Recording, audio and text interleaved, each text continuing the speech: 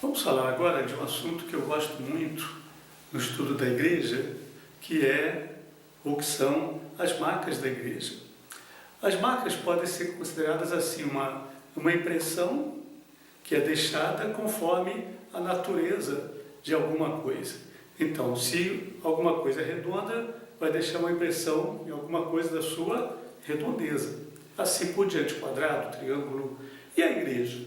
O que ela é que deixa como impressão na vida das pessoas, na vida, no meio, no lugar onde ela está. Então é isso que a gente tem que pensar agora, finalizando este momento de estudo desse capítulo 3º do nosso livro didático. Como marca, nas origens, muito tempo atrás, lá no Novo Testamento, encontramos que a igreja desenvolveu duas marcas fundamentais. A primeira, a imitação de Jesus Cristo, e a segunda, a fraternidade ou a comunhão local. Então, era um grupo de seguidores, um ajuntamento de pessoas que tinham por meta de vida, propósito de vida, seguir a Jesus, imitando-o naquilo que ele deixou como vida e como fala, e fazendo isso, estimulando, apoiando, exortando, cuidando, carregando os fardos uns dos outros, ajudando-se mutuamente. Então a gente tem dois momentos importantes aí da vida da igreja que, para os de fora, marcava profundamente a presença da igreja em toda parte, que era a presença de Jesus Cristo, a realidade de Jesus Cristo vivida nos seus seguidores, e isso feito de forma muito comum, muito apoiada uns nos outros. Essas duas marcas vão se prolongar e vão caminhar sempre como marcas que definem o que uma igreja é e de que maneira, assim sendo, ela vai deixar sua impressão, sua marca de si mesma e em si mesma e no mundo que a cerca, entre as pessoas que estão ao seu redor. Acontece que a gente teve aquele período de transição que eu já mencionei anteriormente. Esse período de transição foi um período em que as marcas da igreja, ou essas, foram substituídas, se não foram obscurecidas, encapsuladas por outras marcas. Então, nós tínhamos o bispo como marca da igreja. Esse bispo, nós tínhamos os textos autorizados da igreja, nós tínhamos os credos, aquelas declarações de fé da igreja, e nós tínhamos as confissões, aqueles textos elaborados em que se confessava, se dava avanço, profundidade às declarações de fé. Então, uma igreja era conhecida, se reconhecia e era conhecida no seu entorno, no lugar que a envolvia, pela identidade do bispo. Todo mundo sabia o que era a igreja pelo bispo. E onde estava o bispo, estava a igreja reunida ao redor dele. Era essa uma marca da igreja. A outra marca eram os textos autorizados, lidos, pregados nessa igreja e nas igrejas. É daí que surge aquele debate, por exemplo, do cânon do Novo Testamento, que se estendeu para o cânon do Antigo Testamento também. Que livros deveríamos ler, ou que livros deveriam ser da nossa igreja como marca da igreja que nós somos? Então, aí você tem uma boa ideia como era importante essa discussão, essa luta pela canonização de livros, porque distinguiam que igreja, a marca da própria igreja. Nós tínhamos as declarações de fé, que eram fruto ou resultavam na própria pregação da igreja. O discurso da igreja, o que ela sabia ou o que ela afirmava saber sobre Deus, sobre Cristo, sobre o Espírito Santo e sobre a sua experiência de fé em Jesus Cristo, sobre a sua própria salvação. Essas declarações eram mais afirmações do que propriamente coisas aprofundadas, mas demarcavam, às vezes, uma igreja contra ou a favor de outra igreja.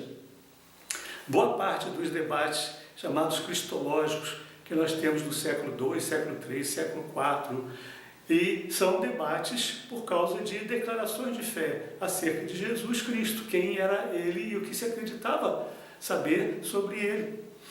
Então isso definia a marca de uma igreja. Uma igreja era marcada por tal ou qual posição, era ariana, negando a divindade de Cristo, ou era não ariana, afirmando a divindade de Cristo. E também nós tínhamos as confissões. Uma vez feitas as declarações e surgidos os debates e confrontações, qual a igreja está com a marca correta e qual não está, então partia-se para as confissões, isto é, os estudos aprofundados dessas declarações, de onde brota a teologia. A teologia cristã, a teologia dita sistemática, dogmática, modernamente, ela brota exatamente dessa necessidade de aprofundar aquilo que se declarava e formar as confissões que, por sua vez, serão as marcas, digamos, intelectuais, então, ou teológicas das igrejas. Olha como a teologia surge cedinha aí com uma necessidade de marca também das igrejas. Ora, essa situação se prolonga para dentro da igreja antiga, vai perpetuar-se, consolidar-se, estabilizar-se na Idade Média, quando então as igrejas já consolidadas dentro de um Estado cristão, elas sentiram a necessidade de afirmar-se como a verdadeira, a única, a igreja que também é a igreja do Estado. Isso será feito por 4 marcas: a unidade, a santidade, a catolicidade e a apostolicidade. Essas serão as marcas que vão definir o que é ser igreja desde então. Unidade, sempre no oposto. Aquele que diverge da unidade, o que divide a unidade, não é a igreja. Santidade, aquele que está fora da igreja, não participa dela, então também não é a igreja. Catolicidade, aquele que particulariza, sectariza, se faz herege, portanto rompe a catolicidade, a totalidade da igreja, então não participa dela.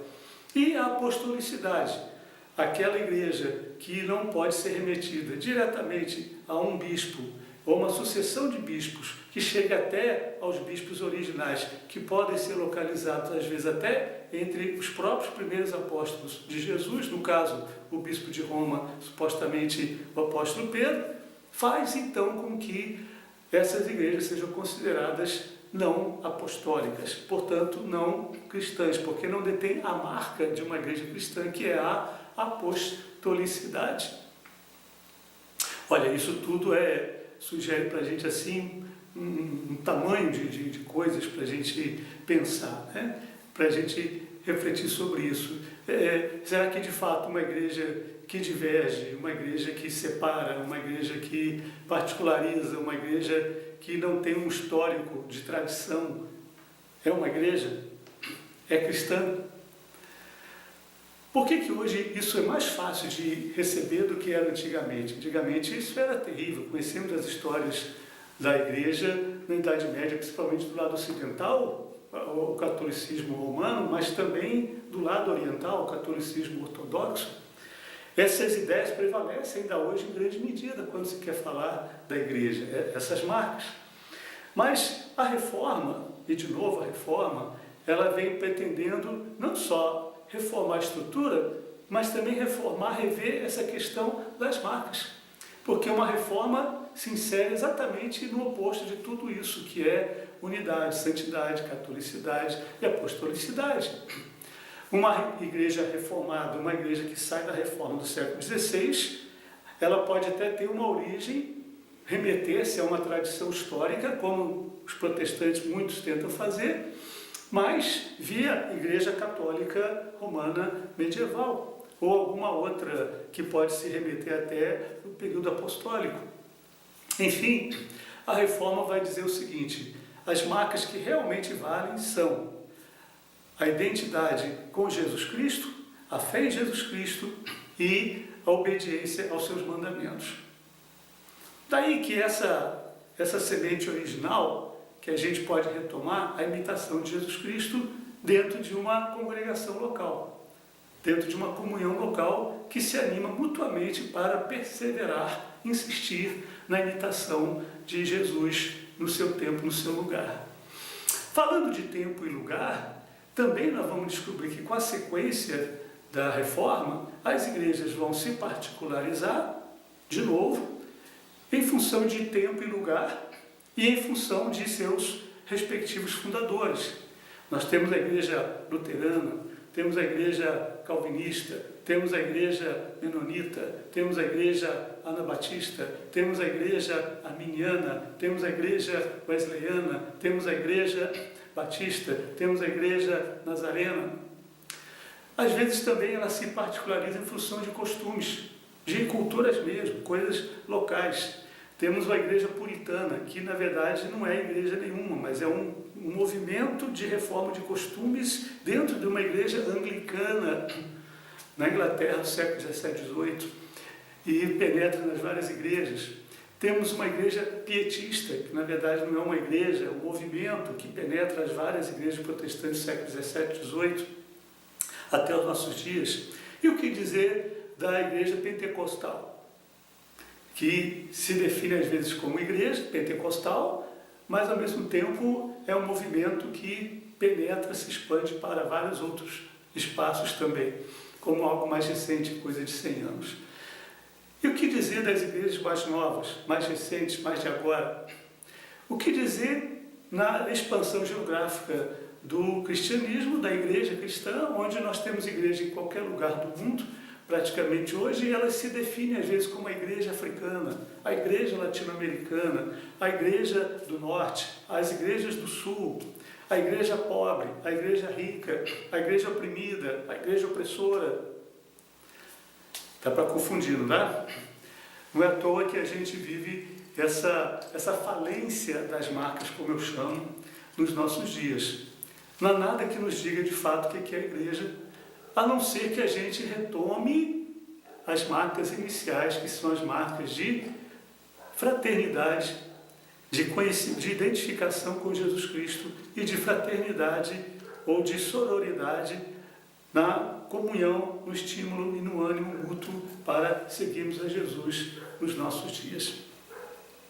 Essas são marcas que parecem algo à primeira mão muito subjetivos, muito individualistas, muito desfazendo de tudo que a história vem construindo para nós como marcas da igreja, mas por outro lado, elas nos permitem vivenciar as verdadeiras marcas da igreja, digamos assim, ou as primeiras, dentro desse espaço de multiplicidade de marcas e falência de marcas que vivemos hoje em dia.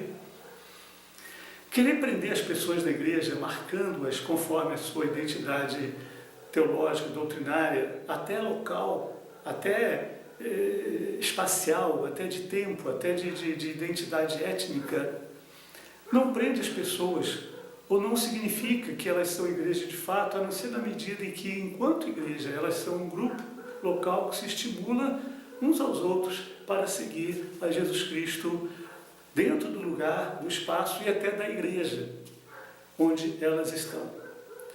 As pessoas, no mundo de falência de marcas que estamos vivendo hoje, inclusive das igrejas, querem encontrar algo mais genuíno, onde elas possam olhar olho a olho, face a face e reconhecer no outro a identidade de Jesus Cristo que ele quer reconhecer nele mesmo. Ela quer marcar porque ela quer ser marcada, ou ela está marcando porque foi marcada. Isso acontece entre duas pessoas que igualmente podem falar da sua experiência de fé em Jesus Cristo, da sua recepção da graça e da habitação do Espírito na vida delas, e a partir daí juntam-se para animar uma a outra para falar e para apresentar Jesus Cristo a si mesmas e ao mundo, marcando o mundo com a presença de Cristo em todo lugar. Terminamos esse capítulo, espero que tenha sido abençoador para você e que você continue animado para prosseguir seus estudos no saber criativo.